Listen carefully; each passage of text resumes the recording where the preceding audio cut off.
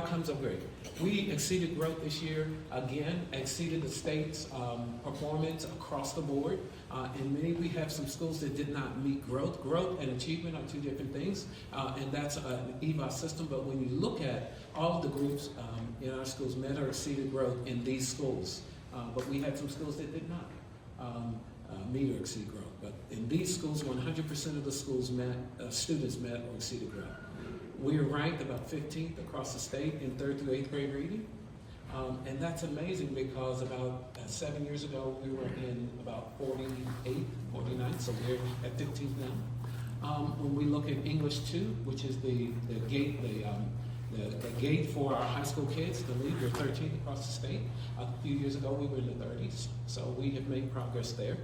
And you can see the growth index for those schools that exceeded growth or met growth this year. Anything above a 2.0 plus 2.0 is considered exceeding growth. And anything down to the negative 2.0 is considered meeting growth.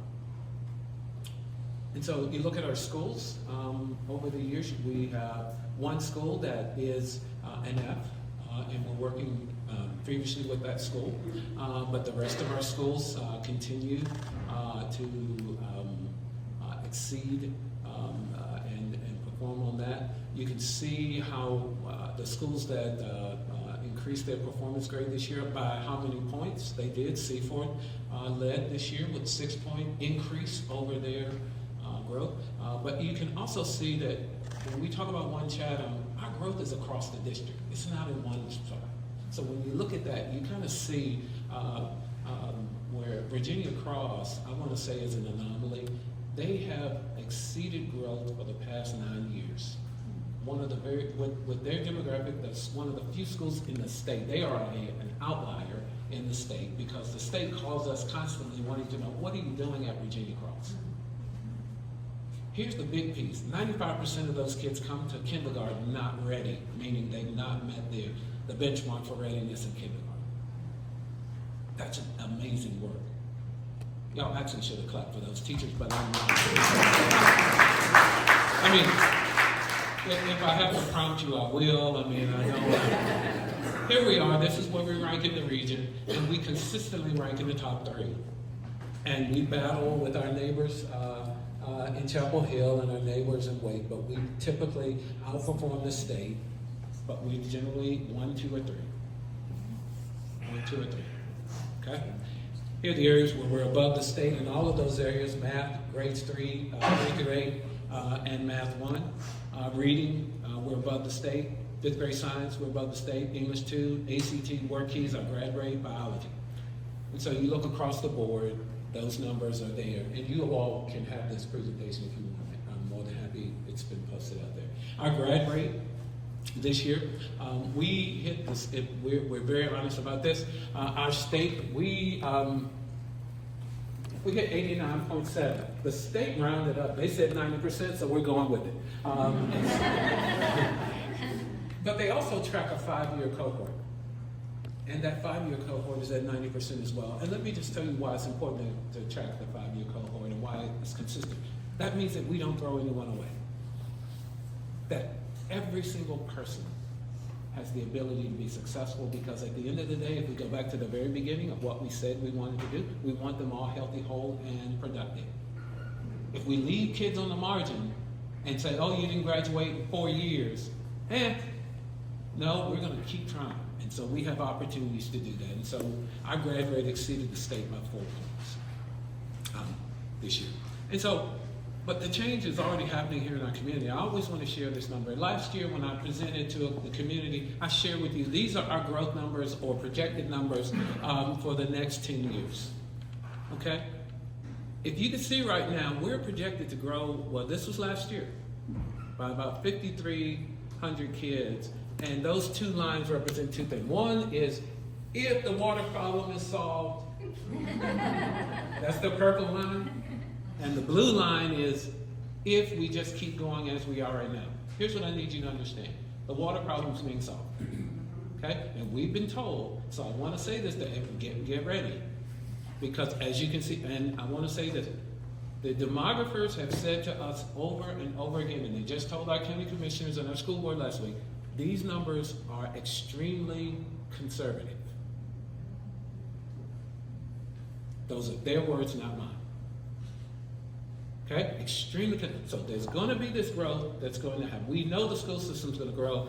Last year, look up at the top, it says 23, January 23. The numbers I presented to the board in just 1 year after them, and we've not added another drop of water yet, the numbers have changed, and here they are in 2024. So if you look over here in those little boxes, it's increased by about 300 kids in just 1 year.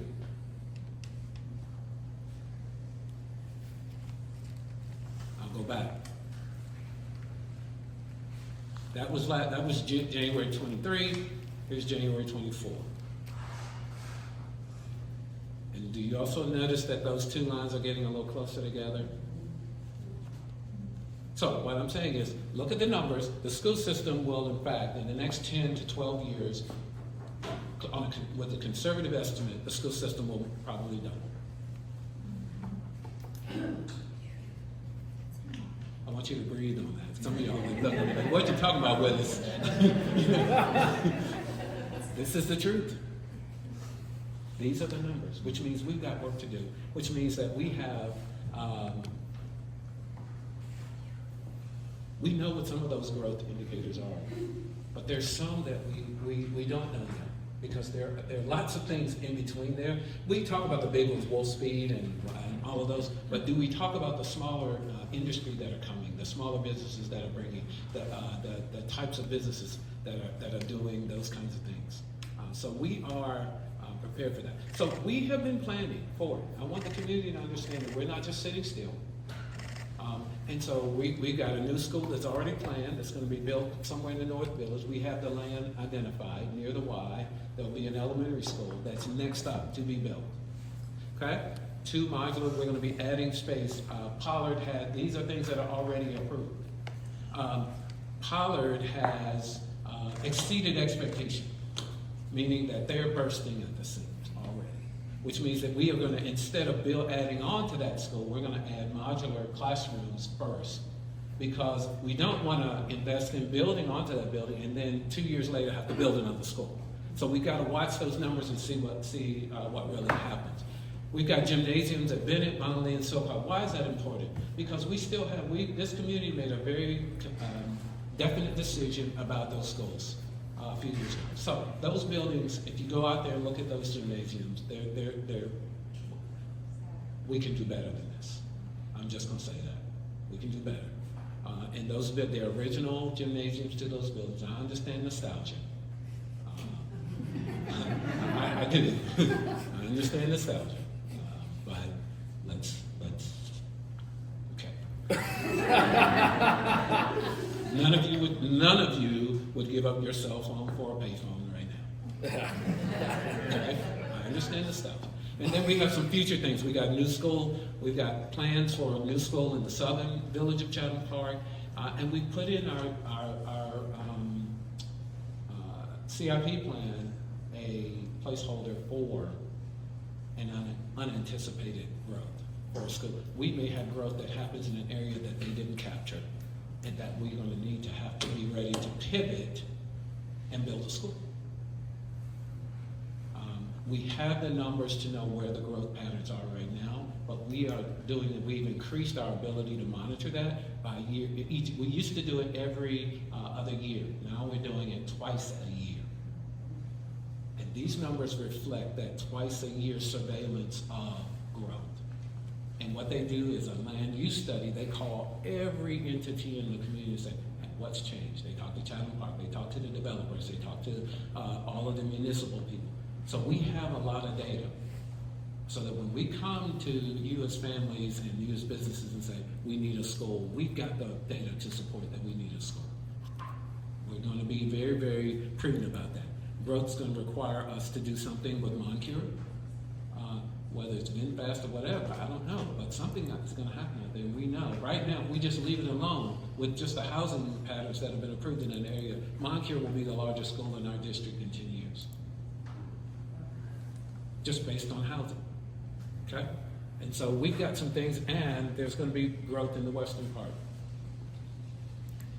There are things that are approved in Goldston and places like that that we didn't anticipate. Okay? And so our challenges are real. Competitive compensation becomes a challenge for the school system. We're working on that, closing the achievement gap, making sure that all kids are being successful. School safety, making sure that we have what we need to keep our schools safe during the day. Workforce, the pipeline, affordable housing is a big challenge. Right now, we have about nearly 60% of our folk live outside of Chatham County. That catches up with you after a while. Most of us went to school where we went to the grocery store and ran into our teachers. We have to decide if that's the kind of community we want for our kids. Because right now, their teachers are going to the grocery store in Durham and Raleigh and Asheboro, hopefully not Asheville, places. That's a heck of a commute. School choice, the impact of that. We want to partner with the other school entities. I can say that is one of the goals for me as a leader. I want to open up the doors of communication with the other school entities here. I can tell you all, we serve the same kids here in Chatham, but there's no conversation. And I want to have that conversation. For those who don't know, this is my 37th year in public education. 37.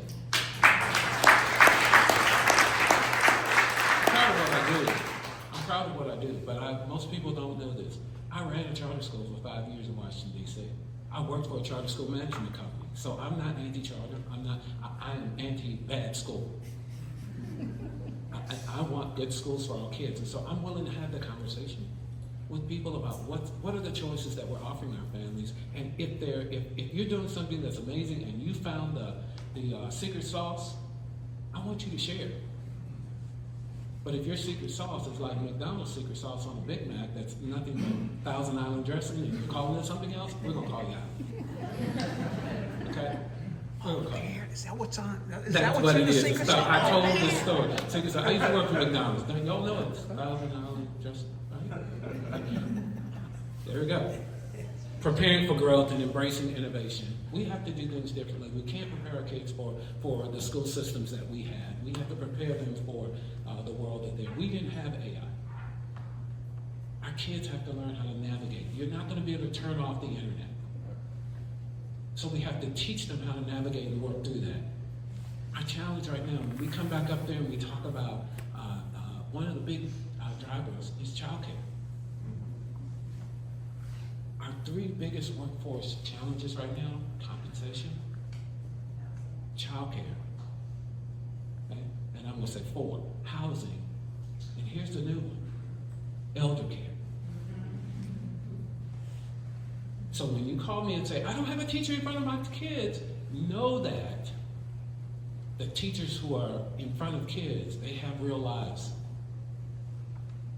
And they have those same pressures of childcare, housing, elder care. We have a great relationship with our Partnership for Children. But we need more support for early early intervention for children getting into school sooner. That's a big part of the economic formula that works. I talk with Mike Smith all the time. He's thrilled that he has an asset with the school system that he can sell. He said a lot of economic development people don't have that asset where they can say, we've got a good school system that we can share you. And so I'm really pleased that we are an asset. But I also know that we have to, until we can answer that bell around childcare, around housing, and around elder care, it's going to be a challenge for me to recruit those teachers that I know can't afford to live here. And so we need to be very creative and open about that. And so that's who we are. You know, our opportunities are greater than our challenges because our school system is stable, it's strong, and it's getting better every day. It's getting better every day, but we can do better. We have to do better for the next generation of kids. The next generation of kids. And so I would just say to you, as I've just shared with you, look how wide and how it's a big operation. I gladly do it on your behalf, for your kids. I can't do it alone. I need you to step forward. So you have opportunities to do that. See, now the preacher part comes out. You don't think I'm getting ready to I was getting ready to pull you in, right? But I want you to understand that it's so very important. We have a education foundation. They need you. They need you. They need you to step forward and say, we're doing great things with Abbott. We're sending kids to college. We're sending kids, we've got a dual language program that's second to none. We've got great athletic programs. We've got great arts programs. We've got great academic programs. We've got kids who are finalists for the Park this year. We've got kids who are finalists for the Moorhead this year. We got kids who earned their, with our community college, who earned their associate's degrees before they graduate from high school. In fact, one of our students has the highest GPA of the graduating class this year at the community college.